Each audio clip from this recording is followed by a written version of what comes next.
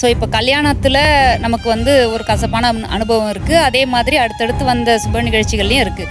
So அதுக்கு அடுத்தபடியாக so குழந்தையும் வச்சு மேனேஜ் பண்ணிக்கிட்டு வேலைக்கும் போயிட்டு நான் பண்ணது டாக்டரேட்.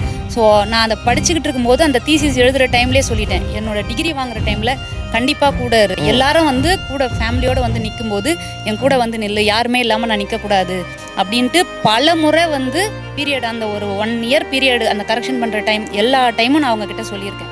அது எல்லாத்தையும் தாண்டி கடைசியில் அவங்க வரல.